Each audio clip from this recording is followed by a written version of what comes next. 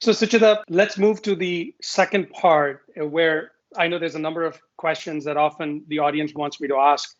And it starts with first, let's talk about what are your top priorities when you think about the next 6 months, the next 12 months? Number one, at this point with the pandemic and how it has changed the equation for everyone.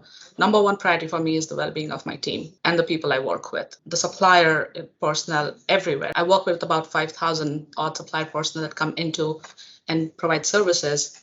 Even though they don't know me and I don't see them and I don't know everybody's name, through my network and through the leaders there, I'm very, very in tune with how they are doing. The pandemic has just changed how and what we thought was normal and how we're responding to it. And I think, as a leader, I have to be very in line with what my team is feeling so that I am not putting an additional stress on them. So that's my number one priority. And of course, we've got a good culture and I want to keep maintaining that culture, but how do I do it in a sensitive way? So that's my number one priority. Second, again, going back to the gift of COVID, which is now everybody is working from everywhere and there is the risk element that comes in that I have to be in front of because we have seen more cyber attacks and not at AbbVie, but just in general, we are hearing so much about it. How do I stay ahead of the risk?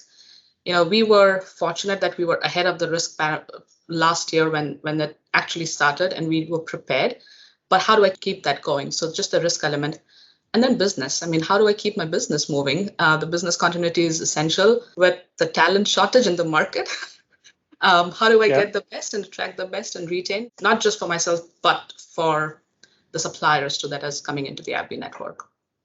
No, that's really helpful. I think you made some points about you need a rising level of compassion in times like this. And as you're thinking about stakeholders, your suppliers are equally your stakeholders. And I'll ask you a question about that later. So Suchita, you just talked about how one thing's become really clear is that the business environment is changing very rapidly at times. COVID is just one example of that, and there's other supply chain disruptions.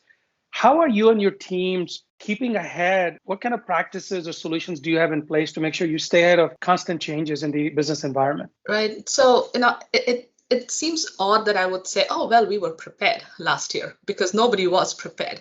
But I have to say that to some degree we were prepared. And that goes back to the fact that I think about 3 years ago, I decided that for our group, since risk is so important, I invested in having a director run risk management program, right? So I have a risk management function. With all that function was doing, we had the feeds coming in, we have, of course, the supply wisdom feeds coming in. We have other feeds coming in that tells us what's happening in the globally in a location with the supplier.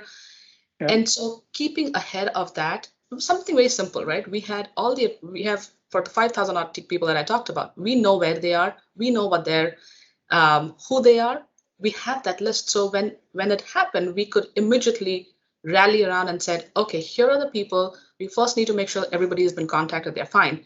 Now, what should we do with the supply chain? Because we knew that laptops may be a challenge and they may be having desktops at work. So how do we make sure that that is taken care of?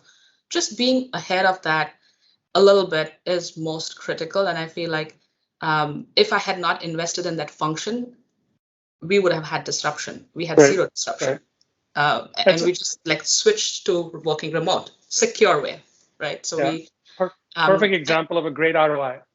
Right, absolutely. And I mean, sometimes people pull back from spending a little bit on that function or that intelligence that you should have.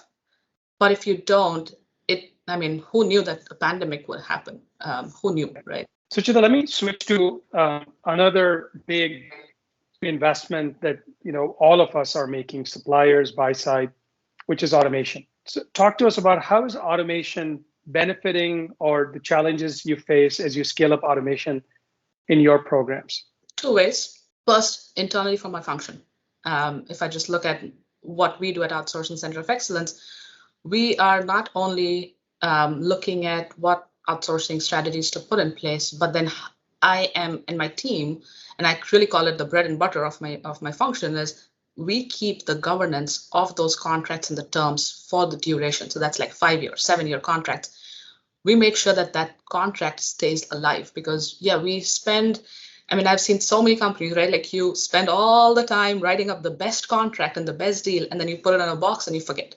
So we have automated all of that.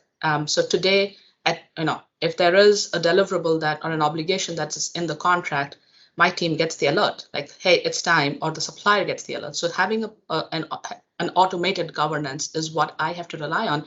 I don't want to have my team, do a lot of transactions and try to also be upstreams talking to my stakeholders. It's not a very feasible model, right? So rely heavily on automation there. Like I said, we need to know all the feeds that has to come in, right? Market intelligence or risk monitoring, that has to come through my automated system. So authoring of contracts is something that I'm curious and keen on, and I want to try that, because I think today, every time that there's a contract written up and we're going to sign it, we have to read through the whole thing to make sure that we got it down and the red lines are there. If there was a way to just call out the variances from my standard, it'll be so much easier, right? I was just going to say, I actually like the way you're thinking, because you're not just saying that, hey, we're automating our manual processes for our business functions or IT, but you're also saying is that there's other parts of how you actually run and govern the whole sourcing function, that there are opportunities right there that you're taking advantage of. Yes, absolutely. And it's been in the working for a long time. And now I think we have reached a good stable point that today I have a heat map of all the suppliers and where we might have had a service level miss for which month, for which SLA, right? Like being able to drill that down. And again, it's not for punitive reasons, but how do I make that service level that they're missing? Let's say there is constantly a miss. There is something else that is going on that we need to look at. And so being able to do that, like I want my team to focus on the root cause analysis and fixing the problem versus just saying, oh, yeah, you missed it again. And automation helps you with that, right? And then just going beyond that for my stakeholders, like automation plays an important role in how my outsourcing suppliers brings that to my stakeholder. If I look at, for example, adverse events, or any volumes are going up with the social media being so active. If the volumes are going up, we need to be ready to handle those calls coming in. And how do you be ready if you don't have automation to some degree? More and more, I'm expecting my suppliers to bring in that automation layer along with their outsourcing, so that it is a combination where you can handle the volume, you can handle the transactions, and at the same time do a little bit more value-added service. The movement of ESG, corporate social responsibility, as you think about the industry, as you think about supplier base, what would you want to share with the audience regarding that? Yeah, that's a very interesting question, and one that I've kind of very passionate about, especially when I talk to my suppliers. And we are all looking at it. Of course, AbbVie has its own. We are very focused on, and it's all on the press, on our focus for equality, equity, diversity, and inclusion, and then the corporate social responsibility that comes from sustainability and what we're doing with our plans. That aside, when I just look at bringing it to my scope and where I have the most influence is working with the suppliers. And what I see quite often that there's only one set of people that I get to meet every single time. And so I question them. I'm like, okay, so what are you doing? Let's say you're bringing in your client account team. Why don't I see more diversity? And I think that is a very fair question to ask them. And what was very surprising, Atul, was when I started off, like, okay, I don't know if they will be okay with this, because this is really up to them on how they want to run their business, blah, blah, blah. When I started talking to them, they came right in. And today I have so many demands, like they want me to come to their forums to talk about it, because they are looking for more leaders who can help them move the needle. And so I'm, like I said, I'm very passionately involved in that space. That's, again, perfect example, the way you think about it, which is, it's not just simply expecting it from them, but it's also the role that you're starting to play to support those efforts. Right. So Suchita, very clearly, suppliers play an important role in your ecosystem. Tell us a little bit about what is it that the best ones do well for you, and what separates them from the others that are maybe not such great partners for you? Just two words: leaning in. The best suppliers know how and when to lean in. Most of the companies that we work with are pretty large companies and corporations. They're not small, very small. And so I understand if I'm talking to someone on the supplier side that individual within their company may be very, very senior, and they're pretty senior, and they may not always be willing to listen and lean in and say, okay, what is it that you are really trying to achieve here? I think that good suppliers do that. They listen. It goes back to, again, what I like to do, which is keep the contract, do the contract well, negotiate with me when you're doing it, do it well, so you have got what you need. But then once you do that, let's not mistake that for the relationship. Let's not pull out the contract every time. Let's not pull out the relationship in place of the contracts. I think the good suppliers, again, working with my function, they have to know how to keep their business and account very clean, and at the same time be able to have that very healthy relationship. I think the balance of that, regardless to say, delivery goes a long way. And if I don't that's get table stakes. That's table stakes. Exactly right. And I always tell them that if I don't get a call from my stakeholder, that means you're doing well. Because when they call me, I know you're not doing well and I need to step in. And I think, again, good suppliers listen and lean in. Very clearly, you mentioned earlier about talent. Talk to us about how are you ensuring, or how should others ensure that you retain your best talent and you attract great talent in a market potentially where in many, many roles, demand far exceeds the supply? That's a very tough one, Atul.